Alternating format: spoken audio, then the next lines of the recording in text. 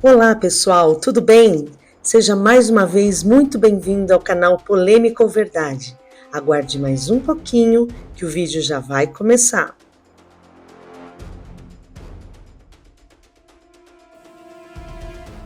Olá pessoal, tudo bem? Hoje vamos falar de um assunto que está movimentando o Brasil e o mundo, que é a anistia. Você sabe exatamente o que significa anistia? Anistia, no português brasileiro, o nosso, ou amnistia, do português europeu, deriva do grego amnestia, que significa esquecimento, amnésia.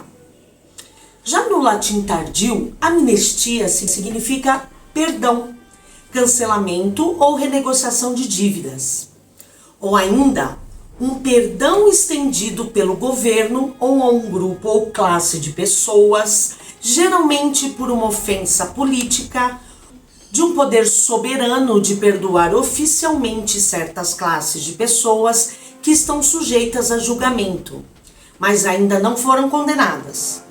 No dia 16 de março de 2025, ou seja, amanhã, haverá uma grande manifestação no Brasil cujo assunto principal é a anistia pelos presos políticos flagrados e denunciados no dia 8 de janeiro de 2023.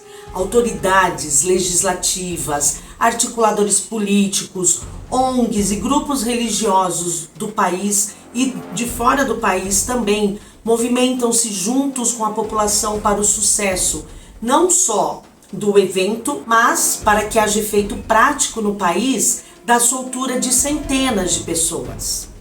Independentemente do que você pensa em relação a isso, eu te convido hoje a fazer uma oração por essa situação, para que Deus possa estar conduzindo esse processo da melhor forma. A lei da anistia no Brasil foi decretada em 1979, ainda durante a ditadura militar, sancionada no governo de João Figueiredo, que anistiou, ou seja, perdoou, todos os que haviam cometido crimes políticos neste período. Por um lado, a lei permitiu o retorno de exilados e a libertação de presos políticos, garantindo um caminho para a redemocratização.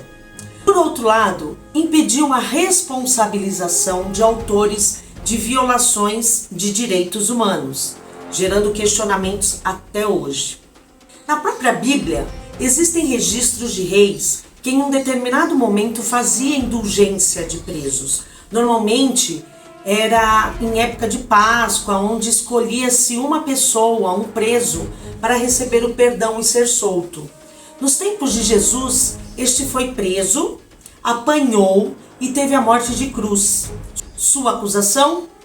Jesus Cristo, o Rei dos Judeus. Sim, os judeus até hoje consideram uma afronta chamar Yeshua como se fosse o Cristo, o Rei deste povo.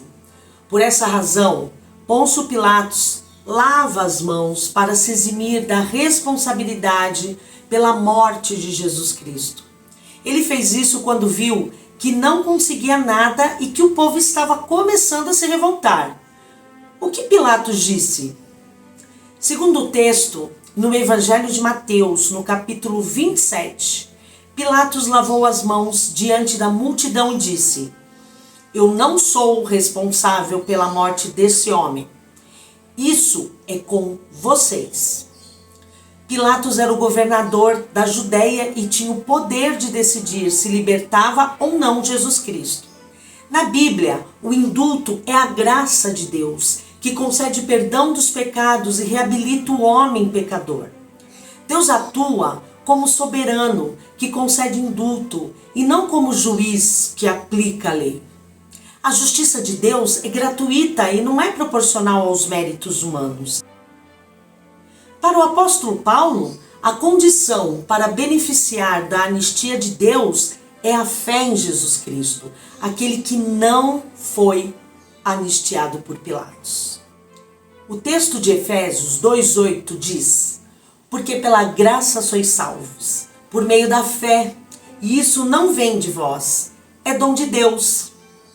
Sim, a anistia está no coração de Deus.